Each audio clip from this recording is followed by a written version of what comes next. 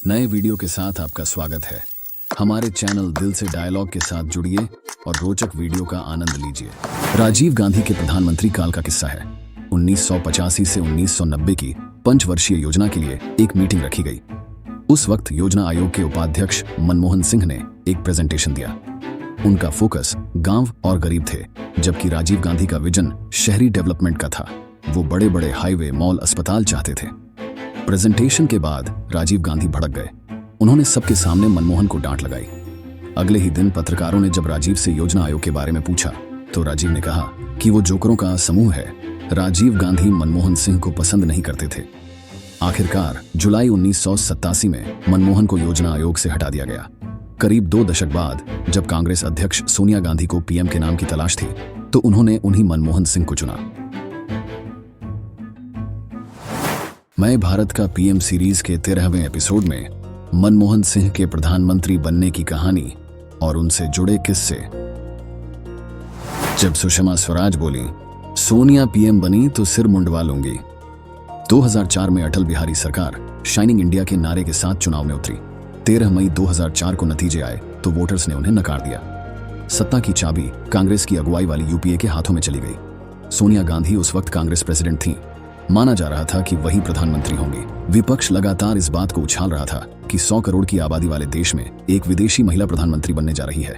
BJP की fire brand नेता सुषमा स्वराज ने ऐलान किया था कि सोनिया पीएम बनती हैं तो वे मुंडन कराएंगी और सांसद पद से इस्तीफा देंगी। इन सब के बीच 15 मई को सोनिया को संसदीय दल का नेता चुन लिया गया, लेकिन प्रधानमंत्री के नाम पर तस्वीर साफ नहीं हो रही थी। देश में पीएम कौन होगा, इस अनिश्चितता को लेकर शेयर बाजार में 17 मई 2004 को 4283 पॉइंट की बड़ी गिरावट दर्ज की गई थी। राहुल गांधी अड़ गए कि सोनिया गांधी प्रधानमंत्री नहीं बनेंगी। यूपीए सरकार में विदेश मंत्री रहे नटवर सिंह अपनी किताब one life is not enough में लिखते हैं, उस समय गांधी परिवार पसोपेश में था। राहुल ने अपनी मां से कहा कि वो पीएम नहीं बनेंगी। राहुल अपनी मां को रोकने के लिए कुछ भी करने को तैयार थे। दोनों मां बेटे के बीच ऊंची आवाज में बातें हो रही थी।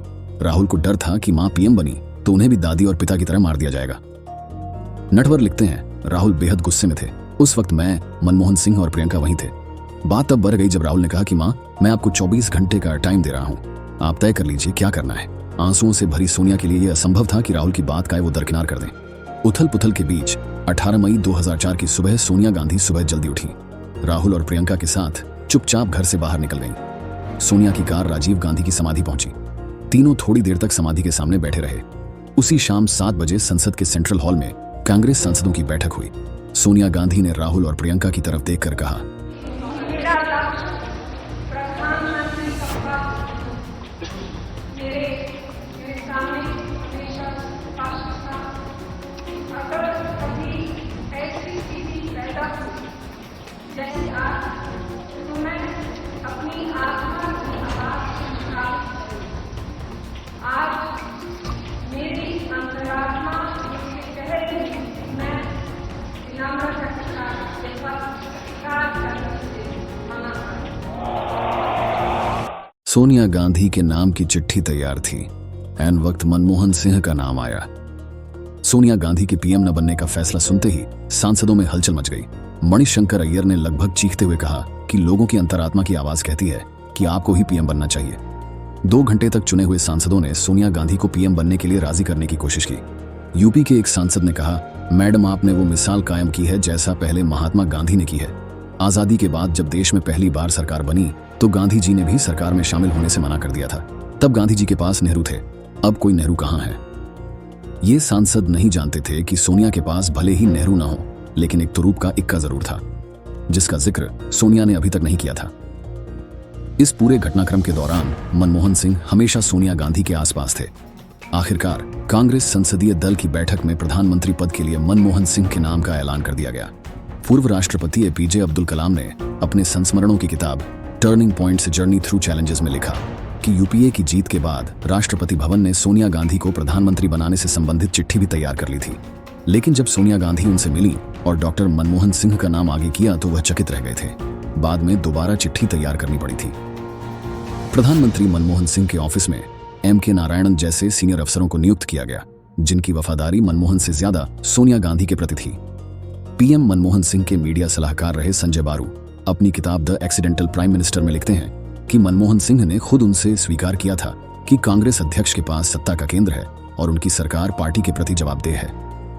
संजय बारू कहते हैं कि सोनिया का प्रधानमंत्री न बनना एक राजनीतिक स्ट्रेटजी थी।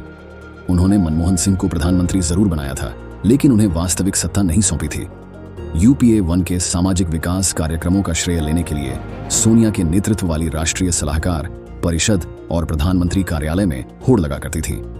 मनमोहन सिंह के तमाम फैसलों में सोनिया गांधी का हस्तक्षेप होता था।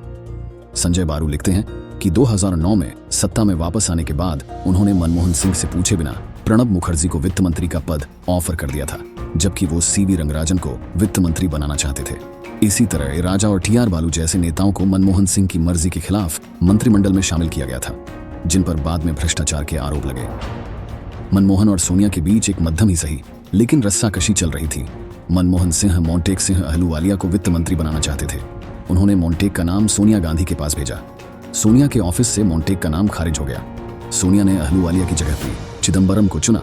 मनमोहन किसी भी तरह मोंटेक को लाना चाहते थे, इसलिए उन्हें योजना आयोग का उपाध्यक्ष बनाने का प्लान बनाया। यहाँ बड़ी समस्या लेफ्ट पार्टीज थी, जिनके सहयोग से UPA सरकार चल रही थी। वरिष्ठ पत्रकार नीरजा चौधरी अपनी किताब हाउ प्राइम मिनिस्टर्स डिसाइड में लिखती हैं कि मोंटेक को लाने में वरिष्ठ वामपंथी नेता हरकिशन सिंह सुरजीत ने उनकी मदद की। मनमोहन ने मोंटेक सिंह को योजना आयोग का उपाध्यक्ष बनाने के साथ कैबिनेट मंत्री का दर्जा दिया, यानी वे कैबिनेट की बैठक में भी शामिल हो सकते थे। 24 सितंबर 2007 की बात है। राहुल गांधी कांग्रेस महासचिव बन गए थे। वो कांग्रेस महासचिवों के प्रतिनिधिमंडल के साथ मनमोहन सिंह को जन्मदिन की बधाई देने पहुंचे। अगले दिन मीडिया ने छापा कि राहुल ने PM को मनरेगा को बढ़ाने के लिए कहा। संजय बारू अपनी किताब में लिखते हैं, मैंने मजाक में अपने एक करीबी पत्रकार को SMS किया कि यह घोषणा PM की तरफ से जन्मदिन का तोहफा है। ये संदेश कांग्रेस के शीर्ष नेतृत्व तक पहुंचा तो मामला बिगड़ गया। संजय बारू लिखते हैं, मनमोहन ने मुझसे पूछा, आपने वो मैसेज क्यों भेजा?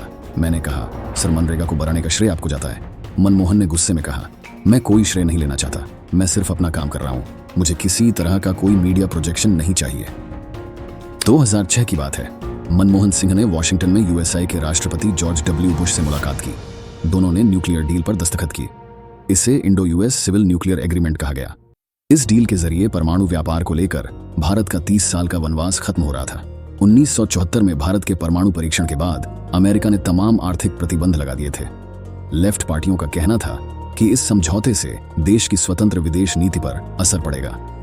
वामपंथी पार्टियों के मुताबिक ये अमेरिका की तरफ से फेंका गया एक जाल है। उस समय लेफ्ट के पास तकरीबन 60 सांसद थे।